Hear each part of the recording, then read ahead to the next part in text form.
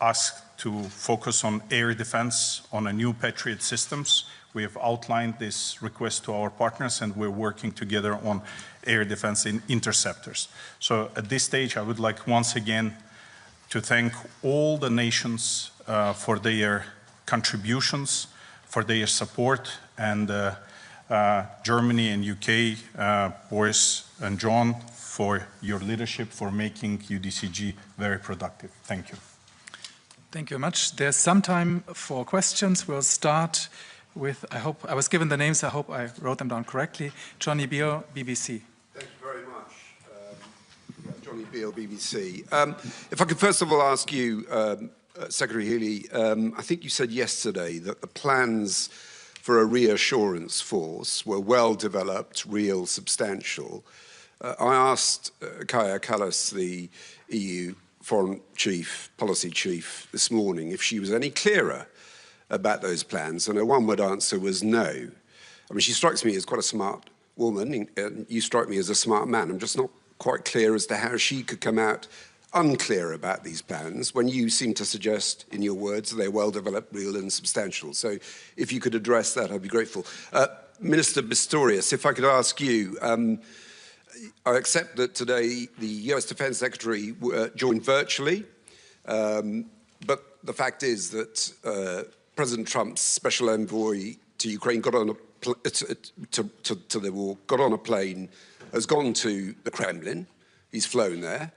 The US Secretary of Defense did not come here physically. Doesn't that tell us everything we need to know? That it is more important for the US to get a deal with Russia than it is to show solidarity and support for Ukraine. Do you think those are the right priorities? And then finally, Minister Umerov, if I can ask you, you talked about continuing US support. None of us are clear as to what the US, this administration, is doing. We know that there is still some of the weapons that the Biden administration promised that are coming through to Ukraine. But has this administration given you any additional support? Thank you very much. Kaja Kallas is an outstanding European leader. The European Union has played an important series of roles in supporting Ukraine and putting pressure on Russia since its brutal illegal invasion was launched in February 22. Our planning is indeed for the coalition of the willing, real, substantial, well advanced. The European Union is not part of that planning. But she still didn't know at the end of the meeting? That's the answer. Well, in terms of the participation of Pete Hegseth virtually or physically here in Brussels, it's not a matter of priorities. I think it's a matter of schedules. As far as I'm informed, he just came back from a several days lasting trip around the world, more or less. And we had some other ministers not taking part today too, because they had other schedule obligations too. So the most important fact was that he took part. He addressed the auditorium with some, I would say, interesting and correct assessments, considering what Europeans have been doing since the beginning of the year and have done before. And I think this is the most important fact about that. And in the future, in the weeks to come, we will see what's going to happen with a US participation, with the US support. I am not able to have a look in the crystal ball. We wait and see. And what I have been saying during the last months too is we should better look on our own and to do what we have to do and we can do. And this is what we are doing now. We take on more responsibility as Europeans and NATO as Europeans together with UK. We do whatever we can do to support Ukraine as long as it takes. And I think today was a quite impressive evidence for what we are able and willing to do. And this is what counts, not whether a minister takes part physically or virtually. Yeah. US is our prime partner for both Ukraine and continental Europe or Europe as a whole. The US has told us after the new administration stepped in, that they will be besides Europe, besides Ukraine, but their focus will be in Asia Pacific or in the Pacific. They're still participating in UDCG. They are providing us security assistance, and they took a lead in a peace initiative, which they are focused.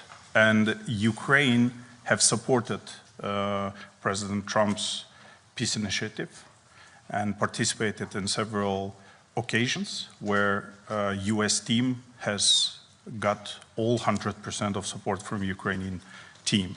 So at this stage, I say it's a share of responsibilities that European partners are taking the lead. US is besides us and focused on the peace, and we're working together. Our job is to make it happen. Thank you. There's time for 2 more questions. Isabel Schäfers, ZDF. Good afternoon. One question to Minister Umerov.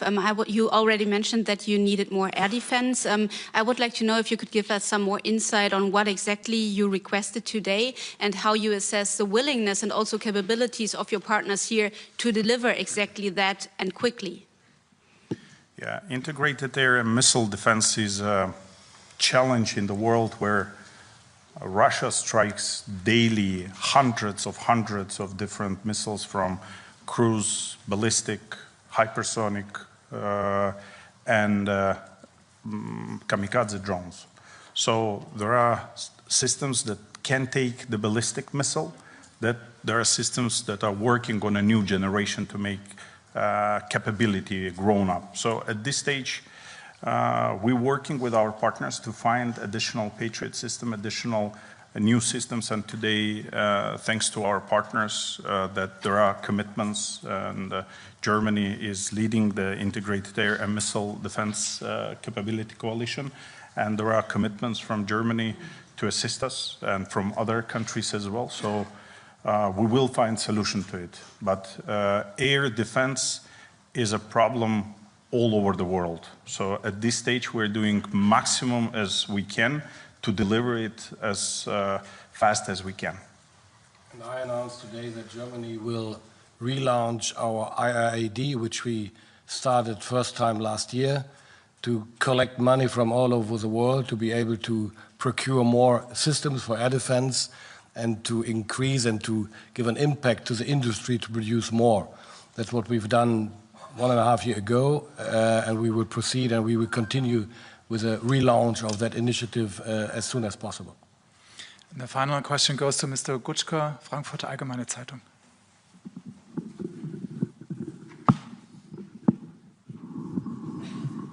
It's a long way to go. Right in the middle. Okay, thanks a lot. Thomas Gutschka, Frankfurter Allgemeine Zeitung. It's actually on the same issue. So ahead of the meeting, President Zelensky had asked for a minimum of 10 more systems that are fit for ballistic missile defense. With the 21 billion announced today, which I think is the same amount that Secretary General Rutte gave us last week,